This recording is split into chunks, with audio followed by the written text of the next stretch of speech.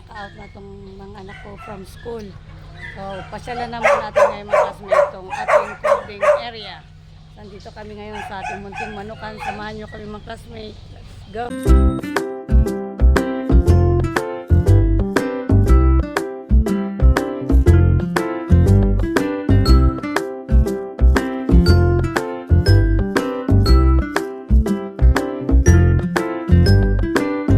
Bago tayo punta sa coding area mga classmates, pakita ko sa inyo itong mga bago nating in-harvest. Bago nating nilagay dito sa ating fly pen. Plus, tong mga classmates nung uwi ang ating asawa. Nakapalo kayo sa din niya. Naka na to sa vlog din niya. Naka-post na rin niya to kaya sa FB page niya. Yan, siya ang nagpili nito. So, ito na yung mga in-out natin sa range area natin. Yan, may dalawang white. Yan, grabing init. Tapos lang nilang kumain. Ganyan na ang tubig.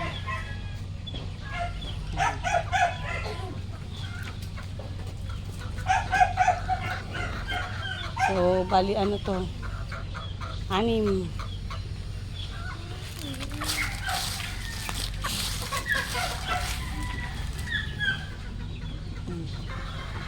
Yung mga pwede pang i-harvest doon pag uwi niya ulit.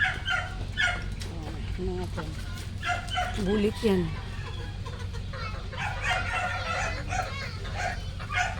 So, mga to mga classmate, nabigyan na rin natin sila ng Betamax. Iguan ulit. Ito yung isa.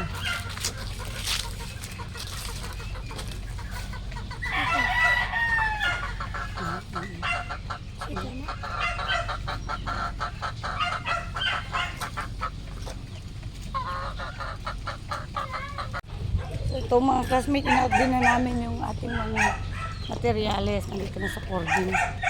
So, relax muna natin sila. Grabe, oh. Ano na to? Magpo 4:30 na ngayon ng hapon. Medyo makulimlim na rin, oh. At least kahit pa paano, pero grabe rin ang init talaga. Ito yung mga nauna natin, nasa cording area na sila. So, hindi ko pa nandiyan ng Betamax. Schedule ko pa lang to.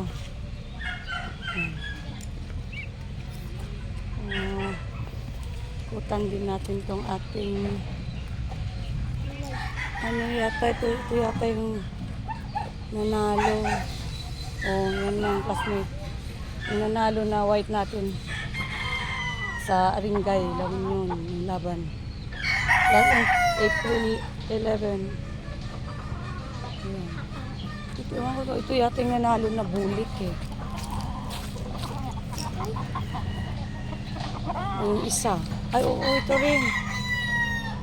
Ito yung isa na nanalo. Mga classmates.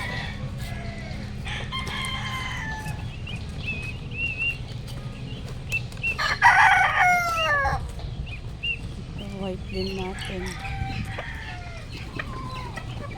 Tignan mo ngayon, kuya, oh. Ito yung isa sa bagong cording natin.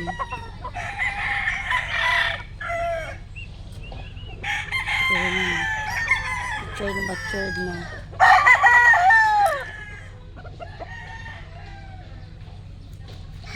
Ito yung mga dati rin natin last breeding natin tomato. Mga naiwan Gilmore.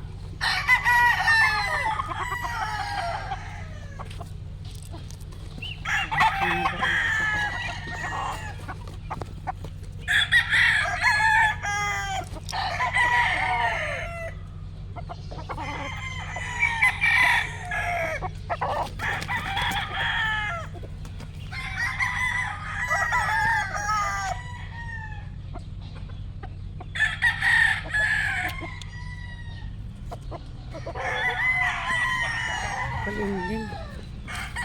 Ito yung mga materialis natin mga classmates. Na-out muna namin sila.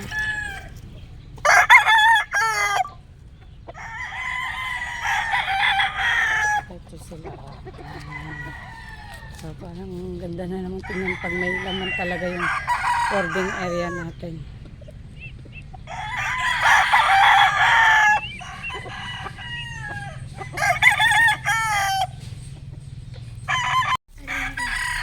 Mm. Ito yung isa nating nanalo. Nabulik. Ay, tama pa siya.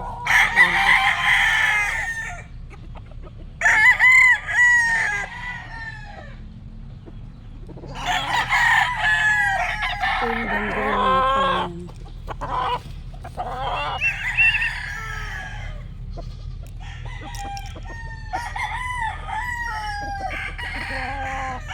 Ayun, nabulik. Bulik. Dalawa.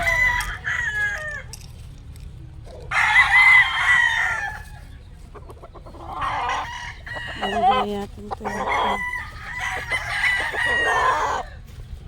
Yan yung tatay. Andun.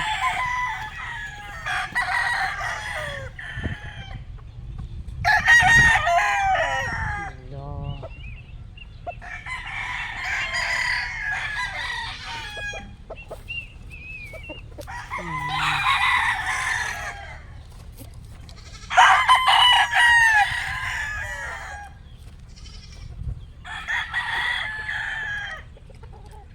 Tayo mga kambing, no? Ito yung tuyo.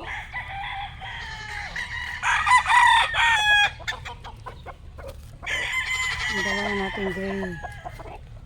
Andun na sila ang classmate dito sa cording. Relax muna natin sila.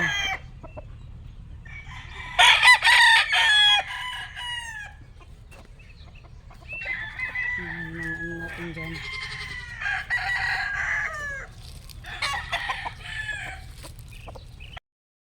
So yun lang ulit mga classmates sa pag-ikot natin sa ating cording area. Partner ko. Dito sa ating munting manukan. Maraming salamat. God bless po at mabuhay po lahat ng sabongero.